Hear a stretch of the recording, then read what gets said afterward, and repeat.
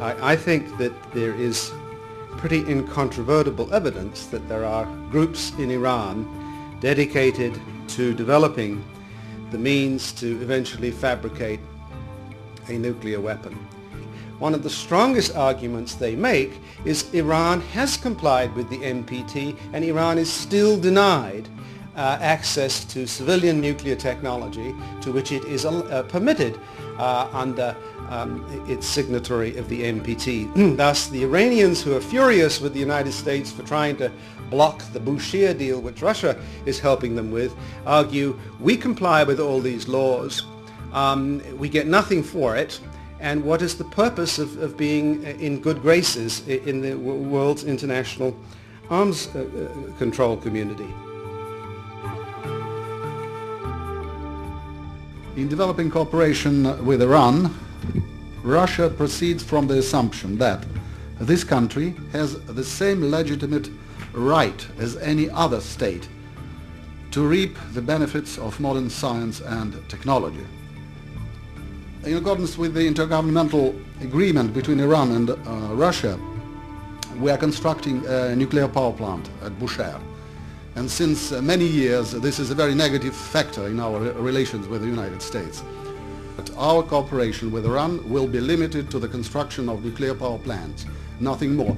And some sensitive elements of nuclear fuel cycle, like enrichment or reprocessing, at this stage we would not extend our cooperation with Iran in these fields, because we are constructing this nuclear power plant in Bushehr as a turnkey project. So we will be delivering fresh fuel, we'll be taking out the spent fuel, and it will be reprocessed not in Iran but in Russia. On the nuclear issue, there are a few big questions. One, how relevant will be the expertise developed at Bushehr for the construction of weapons-related facilities?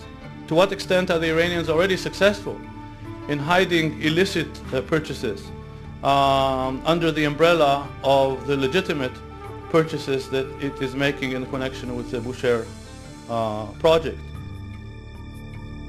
Arguments that somehow sanctions imposed by the United States hurt the Iranian capability in the WMD arena is not an argument I have ever taken very seriously. I do take seriously the argument that sanctions against Iran have slowed down their capacity to rearm their conventional forces, which were, of course, woefully drawn down as a result of the 8-year war with Iraq.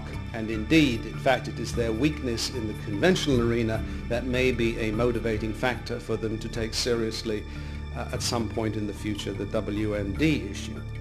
I'm not here to give any advice to my American colleagues how to resolve, how to improve the relations with Iran, but my idea is very simple. Certainly, we think it is more wise to study or to see the process which are happening in Iran from inside, but not from outside, what we are trying to do as a Russian party. Secondly, we think that such methods like economic sanctions, isolation, they really do not lead to anything. So I think that this road should be studied or investigated to avoid, any pressure or isolation or sanctions, because as the experience shows, really this does not give a good result.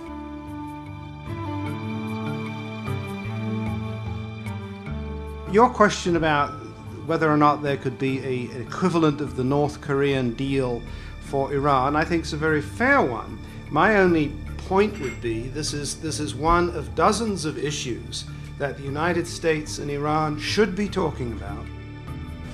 U.S. policy towards Iran is dominated entirely by security issues, terrorism, weapons of mass destruction, and the peace process. But there's a full range of U.S. interests at stake here, geopolitical and the role in the Caspian region, economic, energy security, and so forth. And we felt that in in theory, it's possible to try to engage other U.S. interests, particularly the economic, energy, and geopolitical interests, while not relenting on the security concerns. So what we're arguing is it's in the U.S. interest unilaterally, regardless of what Iran does, to lead engagement with the private sector by relaxing sanctions. I do not think there's going to be any change in Iran's motivations and behavior absent a breakthrough in relations with the United States. Now, the breakthrough in relations with the United States is not going to come in any of the WMD arenas.